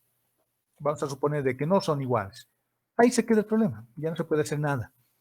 Por lo menos en cálculo 2, ya no hacemos nada. Y decimos, esta forma diferencial no es exacta. Y listo, y ahí se acabó el problema. Pero en este caso sí se han cumplido las condiciones de igualdad en esta ecuación, o la condición de igualdad en esta ecuación. Por lo tanto, tenemos que empezar a ver cómo encuentro esta función. El procedimiento es bastante lógico, jóvenes, no es nada complicado. En ecuaciones el ayudante les va a enseñar tal vez hasta un método más fácil. Yo les voy a enseñar la forma formal, valga la redundancia. Esta es la ecuación de donde vamos a partir. Lo vamos a copiar y lo vamos a copiar acá.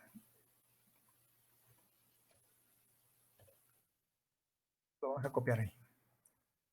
Pues partiendo de ahí. ¿De acuerdo? Acá en esta expresión tengo dos términos. Tengo este, todo pintado con azul, y tengo este otro, todo pintado con rojo. Tomo cualquiera de esos dos, incluidos sus formas diferenciales. Tomo cualquiera de los dos, el que les guste. Por motivos de orden, yo voy a tomar el primero, pero solo por motivos de orden, solo por motivos de orden. Agarro el primero, el azul. Y lo que voy a hacer es igualarlo, lo voy a igualar a la función que se supone que estoy queriendo encontrar. Esa función que estoy queriendo encontrar, vamos a suponer que es esta, la función phi. Lo estoy elevando a la 1 para decir que es mi primera aproximación. No es un exponente, simplemente decir es mi primera aproximación. Pero para encontrar esta función tengo que aplicar una integral acá. Por lo tanto, digo, voy a aplicar una integral acá. Y tengo eso. ¿De acuerdo? Eso es lo que estoy haciendo. Agarro la primera, le aplico una integral y eso ya es mi primera aproximación. Si hubiese agarrado la segunda, hacía exactamente lo mismo. Agarrábamos la segunda, este otro término, digamos, todito con su elemento diferencial incluido. Lo poníamos a continuación, si es que alguien quería agarrar eso. Ponemos así y lo igualamos nuevamente a mi primer, pues esa sería también mi primera aproximación, así que lo voy a igualar a esto nuevamente. Lo igualamos ahí. Y le aplicamos una integral acá, para que podamos resolver. Entonces, fíjense, puedo aplicar a cualquiera. Bueno, todo esto entrará como parte de la cantidad subintegral. Eso lo voy a sacar y lo voy a meter aquí. Pueden agarrar cualquiera de las dos. Y en cualquier caso, estarían encontrando la función phi, pero aproximado. Es la primera visión que voy a tener de la función. Por eso estoy llamando phi super 1, nada más. No sé en ecuaciones cómo le llamarán, pero yo le llamo así. Es mi método, digamos, es mi estilo. Voy a agarrar el primero. Voy a agarrar el primero y digo, voy a resolver. Lo primero que tengo que ver acá es que esta integral no tiene límites. Por lo tanto, la solución no va a ser única, porque voy a tener una integral de una constante de integración en mi resultado. No se olviden que este término, el primero, ha salido de haber derivado la función phi respecto de x. Por lo tanto, si había un término que dependía de y, ese término de y se va a anular. Por lo tanto, digo, voy a integrar esto, la integral de este primer término, no se olviden que las integrales son distributivas, será x veces esto, voy a integrar esto, y no se olviden de que puedo resolverlo utilizando su primitiva directamente, porque la derivada del seno de xy va a ser el menos o el coseno de xy por la derivada de lo que tengo aquí adentro, que sería un y, que es lo que está saliendo, más esta constante que depende de la variable y. es decir, de la otra variable diferente a la que estoy integrando. Esta es mi primera aproximación. Así más o menos es mi función, cuya diferencial total es esta. Así más o menos es. Pero todavía tengo esto, que no sé cuánto vale, por lo tanto tengo que hallar esto. Para hallar eso, como ya tengo mi primera aproximación, lo que voy a hacer es derivar esta función respecto de y lo voy a comparar con esto. Con todo eso lo voy a comparar. Debería ser así, ¿no? Si yo derivo esto respecto de x, me va a dar esto, con seguridad. Si yo derivo la primera función respecto de x, me va a dar esto. Y si yo derivo respecto de y, esta mi primera visión que tengo de la función, debería darme esto. Por lo tanto, lo voy a derivar respecto de y me da un resultado como este. Y eso debería ser igual al término rojo. Debería ser igual al término rojo. Por lo tanto, lo voy a igualar con el término rojo. Esta es la primera derivada y lo vamos a igualar con este otro término que era el término rojo de nuestra forma diferencial. Igualándolo, tengo por un lado el término rojo, que es este, lo que tenía como dato, lo estoy obteniendo del diferencial total y lo estoy igualando con el resultado que acabamos de obtener al derivar phi respecto de y, que es esto. Fíjense, si no nos hemos equivocado, hay muchos términos que se van a cancelar siempre. Este primer término se va a cancelar con este segundo se me va a cancelar con este, y me queda 2y igual a la derivada de c respecto de y. Nos queda esa expresión. Después de haber hecho las simplificaciones, nos queda esa expresión. Lo que voy a hacer es separación de variables. Todos los que tienen y a un lado y todos los que tienen c al otro lado. Y voy a aplicar cuadraturas a ambos lados. Voy a aplicar una integral acá, porque fíjense, aquí me va a quedar un diferencial así, ¿no? Va a dar un diferencial de y. Este diferencial de y lo estoy llevando al otro lado. A eso se le llama separación de variables. Y acá voy a aplicar cuadraturas. Vamos a aplicar cuadraturas. Esto, vamos a aplicar una cuadratura, que es esta. Esa. ¿De acuerdo? Que tampoco tiene límites. Por el teorema fundamental del cálculo, esta integral se me va a ir con el diferencial y voy a tener simplemente esto. Y también aplico una cuadratura a ambos lados, ¿no? Ahora, esto puedo integrar. Al integrar 2y por el diferencial de y, su integral es y al cuadrado. Pero como no tiene límite, sería más una constante. Este también debería ir más una constante, ¿no? Cuando resolvamos, pero esa constante puede sumarse con esta otra constante y por lo tanto está resuelto. En realidad solo necesitamos una constante. Por lo tanto, ya tengo cuánto vale C. Ya sé cuánto vale C. Eso es C. Eso es C. Depende de Y. Eso es C. Si lo calculamos. Como ya tengo C, lo reemplazo en mi primera aproximación, porque mi primera aproximación dependía, ¿dónde está?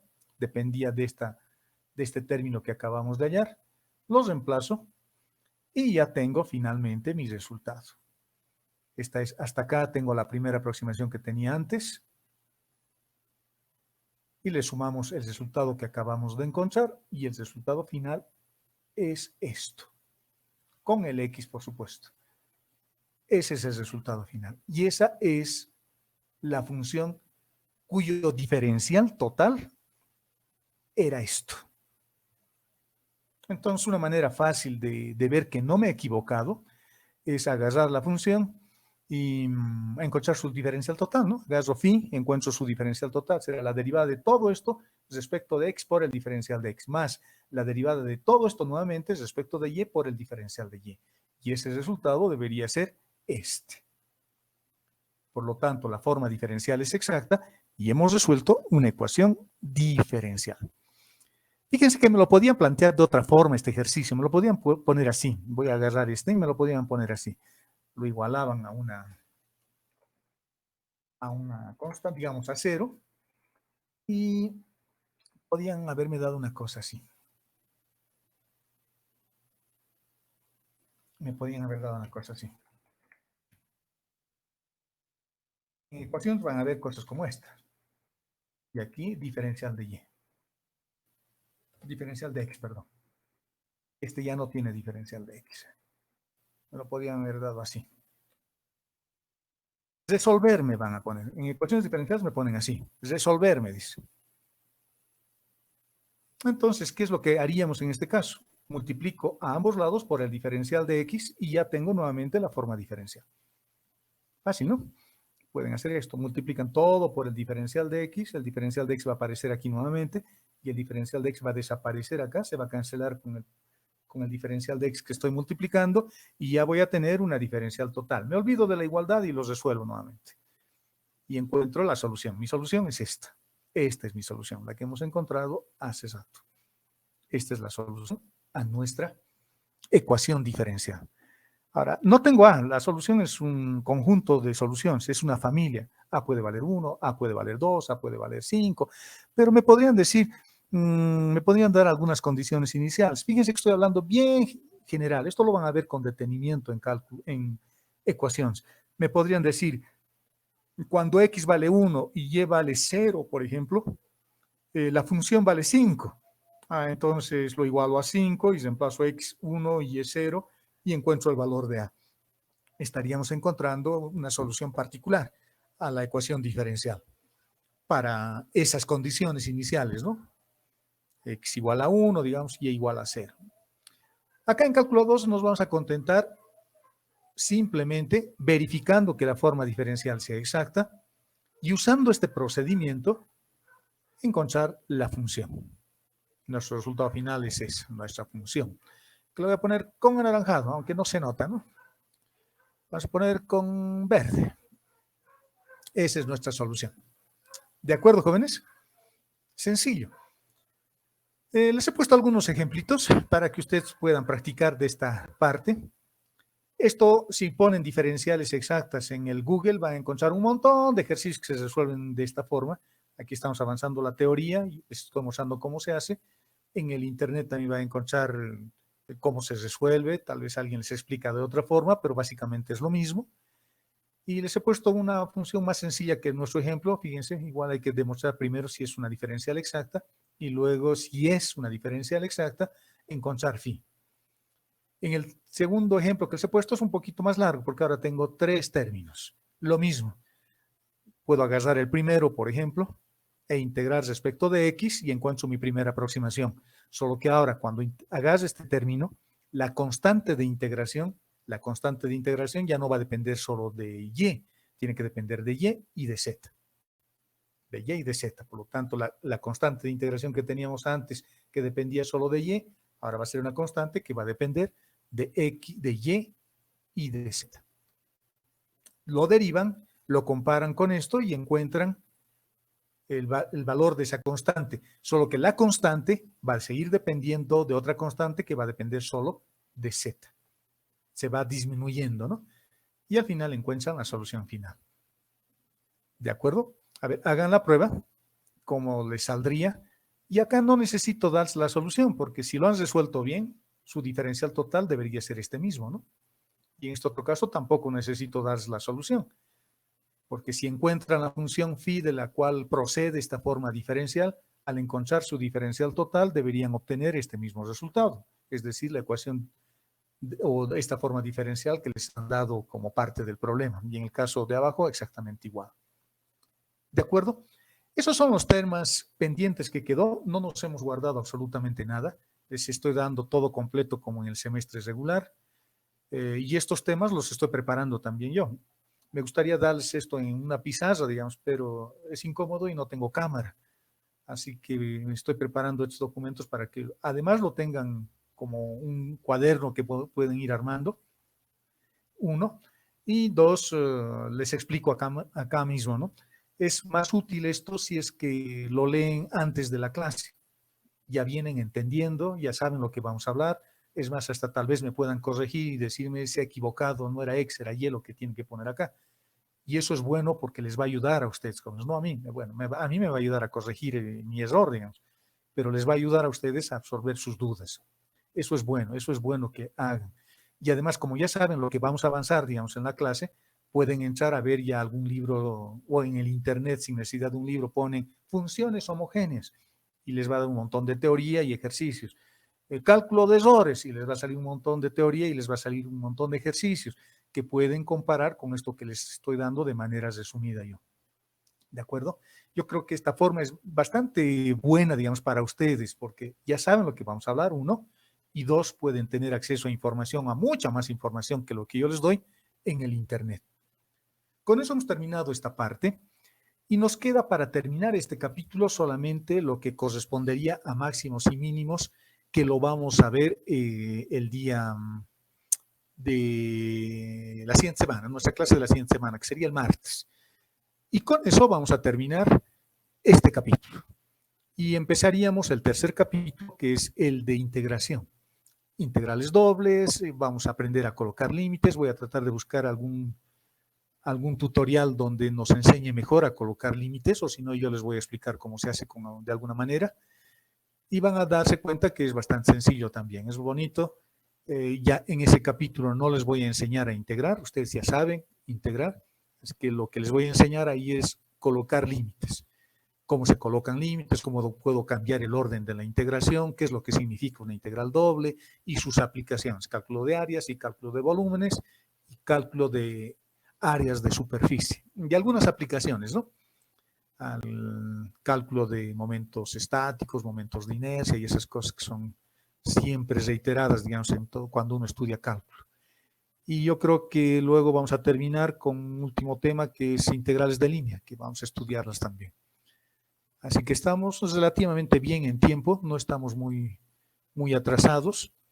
Y si hubiera necesidad de pasar más clases, les voy a pedir si es que quieren pasar clases, pero veamos, ordenaremos un poco cómo estamos. De acuerdo, jóvenes, la siguiente semana terminamos, por lo tanto, este capítulo, y si pasamos el próximo martes y viernes, si ustedes están de acuerdo, el viernes ya estaríamos empezando con integrales para tratar de ver la mayor cantidad de temas posibles. Ok, muchachos, no sé cómo andarán mis colegas de cálculo 2 en los otros paralelos. Ayer estuve hablando con el ingeniero Fernández Mariño y él creo que está más o menos por acá también, aunque me dijo que le falta ver aplicaciones, creo que está un poquito más atrasado que nosotros. No sé cómo andará el ingeniero Espinosa, tampoco sé cómo andará el ingeniero Michel o el ingeniero Valencia, que creo que también da cálculo 2. Pero en nuestro caso estamos dentro, digamos, del cronograma que tengo planificado, ¿no? Estamos bien, no me preocupa mucho. Y la clase de mañana va a ser una clase de ejercicios, principalmente de esta parte vamos a ver el teorema de Euler, les voy a mostrar una aplicación inmediata del teorema de Euler, y ejercicios también de derivación y algunas aplicaciones de exámenes pasados que he estado buscando ahí para que mañana podamos resolverlos. El link les voy a poner a continuación, en un momentito más, para que los que estén interesados en conectarse mañana podamos ver algunos ejercicios en la modalidad que estamos viendo, ¿no? En nuestras clases. ¿Dudas hasta ahí, muchachos? No hay quedó todo claro bastante. Qué bien, me alegro, jóvenes. Espero que sea provechoso y mañana, bueno, haremos algunos ejercicios de aplicación para que pueda quedar un poco más claro todavía esto y luego ya depende de ustedes estudiar, ¿no? Seguramente la siguiente semana tal vez ya tengamos novedades sobre los exámenes. Les reitero lo que les dije al principio de la clase.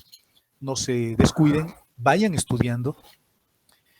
Y no sé cómo será porque yo también estoy preocupado, porque deberíamos empezar a dar exámenes y ya nomás, si no se les va a acumular tanta cantidad de exámenes que van a tener que decir, igual que en el coronavirus, aunque parezca una broma bastante cruel, a este le curamos y a este no. Vamos a tener que llegar a un extremo como ese. Porque si están llevando en promedio 5 materias y damos solamente 3 exámenes, ya no las 4, un examen por parcial, tendrían 15 exámenes que dar en julio. Eso significa que tendrían que estar dando prácticamente día por medio un examen, porque el mes tiene 30 días, ¿no? Entonces eso a mí me preocupa, jóvenes, para ustedes principalmente, porque eso puede ser un poco pesado. Ojalá que la siguiente semana nuestras autoridades ya nos digan cómo hacer esto de los exámenes y que sea además una forma que ustedes lo puedan manejar con tiempo, pero si no ocurriese nada de eso, no se descuiden. En 2 días no van a estudiar, tienen que estar estudiando ya nomás. Todo esto que hemos avanzado, fíjense, no hemos dado el examen del primer parcial. Del segundo parcial ya tenemos contenido, el lunes voy a terminar y ya podríamos dar el segundo parcial. Entonces tal vez les tenga que decir, el lunes damos el primer parcial, damos lunes, el martes damos el segundo parcial y el miércoles doy el tercer parcial. Y eso significa que debo estar siempre estudiando, siempre estudiando. Es una pena cómo se han dado las condiciones, pero si a mí me toca hacer los exámenes van a ser sencillos, ¿no? No voy a pedir cosas complicadas porque entiendo que la situación tampoco es para que seamos ingenieros de la NASA, pero sí saber las condiciones mínimas, ¿no? Necesarias. Ok, muchachos, con esa recomendación entonces, y si es que mañana se adhieren a nuestra clase de ejercicios, bueno, estaríamos viendo algunos ejercicios que son interesantes y que les va a gustar. Ok, muchachos, si no hay más dudas, entonces... Inge, antes de terminar la clase, dígame. en cuanto a los exámenes, es que yo en otra materia y me informa el ingeniero de que ya se habían aprobado dar los exámenes en línea. Pero Adelante. pero ahora nos está informando usted de que parece que va a ser presencial. No sé exactamente, ¿sabe? Lo que ha salido no es un reglamento, lo que ha salido, y eso seguramente les ha comentado el otro docente, lo que ha salido es de que se va a regularizar el tema de los exámenes y se va a regularizar la metodología, se va a reglamentar en realidad la metodología, pero no se sabe si va a ser presencial o va a ser virtual, no se sabe, pero ese no es el problema. El problema es que si es presencial o si es virtual, igual ustedes van a tener que dar dos exámenes, un examen cada 2 días. Imagínense que es presencial y que en julio ya podemos volver a nuestras aulas con todas las medidas de bioseguridad, vamos enmascarados con nuestros barbijos, aunque a mí me gusta llamarle bozal. Vamos con nuestros bozales. Y igual, nos vamos a ver las caras, pero el lunes darán examen de una materia, el miércoles de un parcial, el miércoles de otro parcial, digamos que una semana damos de química o de matemáticas o de física. Yo me imagino que va a ser así. Y si va a ser virtual, como parece que va a ser, es lo mismo. Entonces yo les diré, vamos a dar examen en nuestra clase del martes o en nuestra clase del viernes, pero el miércoles darán de otra materia, el sábado darán de otra materia. O sea, la idea... lo que yo quería decirles es que va a haber mucho acumulamiento de exámenes y por eso es importante que vayan estudiando, no solo cálculo 2, no sé cómo serán los exámenes, probablemente su docente, como les ha comentado, sea lo real, que realmente sean virtuales los exámenes. Entonces tienen que sacar, nuestros dos colegas tienen que sacar un reglamento o nuestras autoridades, donde diga cómo van a ser estos exámenes virtuales, uno, y otro, si va a ser de manera conjunta o si cada docente va a tomar, eso todavía no está reglamentado. Lo único que tenemos es un comunicado que nos pasó el ingeniero Arteaga, el director del curso básico, donde nos decía que se estaba trabajando y que prácticamente ya estaba aprobado el reglamento, pero que iba a ser comunicado oficialmente a los colegas y me imagino que a ustedes también. Y que había algún rumor por WhatsApp, eso también comentó el director, de que no hagamos caso a ese rumor y de que él nos haría conocer de manera oficial. Y lo único oficial que tenemos es de que ese reglamento estaría a punto de aprobarse, pero no dice cómo va a ser todavía. Lo más probable es que sea virtual, no creo que nadie se anime. La mayoría de sus docentes, igual que yo, ya somos de la tercera edad. Para nosotros es más riesgoso ir a enfermarnos. Y hay muchos colegas que no quieren... Sería poco responsable de la universidad hacer algo así. ¿Cómo? ¿Perdón? Yo también creo que sería poco responsable de parte de la universidad realizar algo. Sí, sería riesgoso. Imagínense que... Correcto. Imagínense que alguno de ustedes se enferma o yo me enfermo. Bueno, si yo me enfermo no hay problema, pero imagínense que uno de ustedes o muchos de ustedes se enferman. Entonces sus papás, sus familiares pueden reclamar, ¿no? Pueden venir a decirnos que por irresponsabilidad de la universidad, sabiendo que existe este riesgo, estamos insistiendo en tomar examen. Me imagino que van a ser virtuales también, muchachos, y seguramente si es que yo les tomo, les voy a tomar en la forma que les está dando las prácticas. Que a propósito, ayer les he publicado ya una práctica para que entreguen el día miércoles. Entonces, esperaremos con un poco de paciencia, digamos, lo que definan nuestras autoridades facultativas, el decano o el vicedecano o el director de carrera, o el director del curso básico, quiero decir. Y mientras tanto, la recomendación, jóvenes, es que no se vayan acumulando, vayan estudiando con calma, para que no tengamos que estar dando exámenes virtuales o presenciales cada 2 días, ¿no? Ojalá la siguiente semana ya podamos tomar el primer parcial, digamos, ya nos libramos. Unas 5 preguntas que ya definimos nuestra nota. Veremos cómo se da. Ok, muchachos, si no hay más dudas, ahí daríamos por terminada nuestra clase. Y que una consulta. Dígame. Inge, buenos días, Inge. Una pregunta. Esta vez en la entrega del segundo parcial, ¿le han llegado nuestras prácticas? Sí, me han llegado bien ahora. Ya estamos aprendiendo también todos. Me han llegado, ya los he visto también, del grupo F y del grupo A. Les he abierto a ustedes del primer parcial, ha estado abierto hasta el viernes anterior o sábado anterior. Han completado más, antes tenía solo 2, ahora tengo como 50, creo que han entregado su práctica. No se descuiden, jóvenes, estos puntitos les van a ayudar. Así que si no han hecho una práctica, no se preocupen tampoco si no han podido entregar, solo que ahora traten de entregarlas y luego vamos a ver qué hacemos más adelante para tratar que los que no han entregado, ver alguna otra alternativa. Pero sean responsables y en la práctica que les he mandado ayer les he puesto, no me preocupa que no, un comentario bien chistoso, no me preocupa de que te hayas equivocado, lo que me preocupa es que no te descuides, ¿no? Les he puesto ahí un comentario. Así que traten de hacerlos, es un tema de responsabilidad personal. No les estoy diciendo que no hagan entre ustedes, si la práctica lo hacen entre 4 o 5, o viven cerca uno del otro y lo hacen entre 2, háganlo. Si viven lejos y alguien les pasa las preguntas y las respuestas, bueno, no se puede hacer nada, lo pueden hacer también. Pero la recomendación sana que les hago, jóvenes, es que si no han podido hacer un ejercicio y su compañero les ha copiado, por lo menos fíjense cómo ha hecho su compañero, estudienlo. A mí no me interesa que hayan copiado, digamos, lo que me interesa es que ustedes aprendan. Si lo han copiado de alguien, no solo lo copien y no pongan, es el inciso A o es el inciso B y ya me he librado.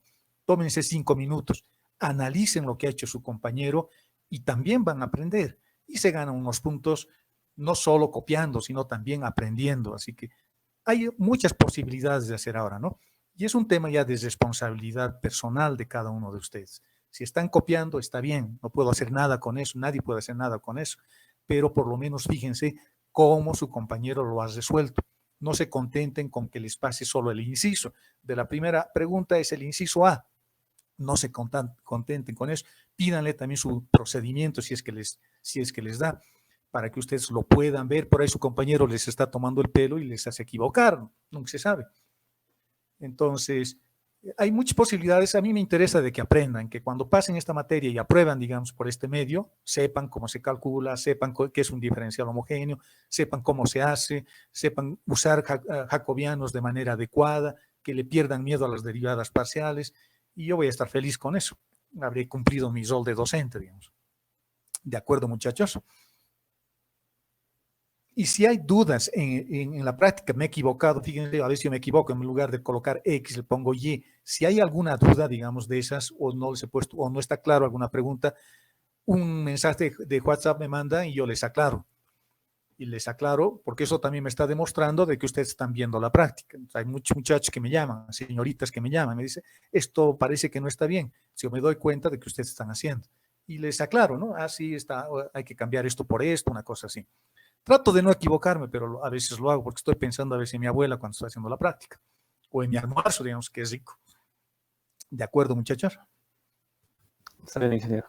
Está bien, Inge. Ok, jóvenes, entonces, si es que mañana nos vemos, nos estaríamos viendo entonces. Y buen provecho y que tengan un buen resto de jornada. Y mañana no se olviden regalarme una manzana, que es Día del Docente. Hasta mañana. Por supuesto. Hasta mañana, muchachos.